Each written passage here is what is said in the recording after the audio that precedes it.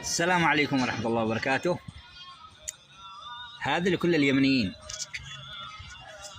قصة حاج يمني مات في الجوازات في السعودية، وكان على راسه على رجله هنا، وقرأ على سورة ياسين. مات ظلما، عنده بنشر من من بعدان، ورفضوا أنه يعالجوا، أنه يدلوا العلاج حق العسكر. هذه قوة الأفواج اللي تابع لمحمد بن سلمان. أذكر اليمنيين أنا بس،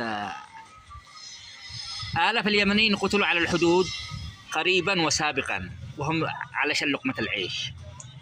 والسعودية هي اللي بنت المنظومات الفساد في اليمن من بعد اغتيال الحمدي، وهي التي عملت على انفصال اليمن.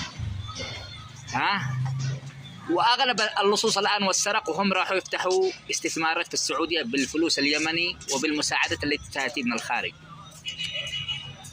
احنا نعطي هذا تاريخ للجيل الذي بيطلع. الجيل اللي بيطلع في اليمن لا يعرف نظام ولا يعرف شيء، جيل انترنت، ومع الفساد بينتهي في اليمن وفي كل الدول العربية.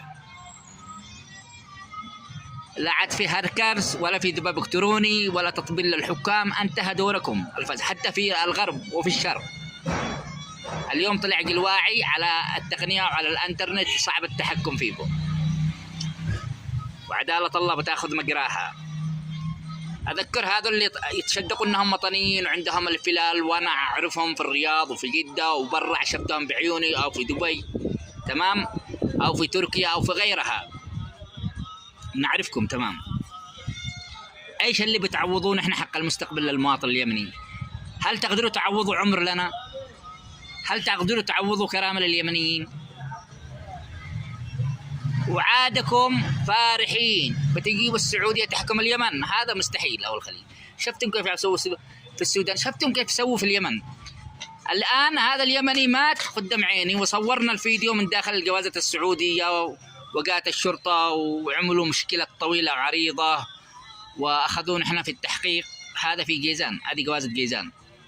قوة الأفواج هذه الكل يعرفها، الذي اعتدوا على المعتمرة المصرية في الحرم المكي الشريف. اليوم هل أنتم مسلمين؟ هل عندكم دم؟ إذا كان الشعب هذا صاحي لابد هذا من الفاسدين أن يرحلوا جميعا. وإذا تضارب الرباح اشرح قريبتك،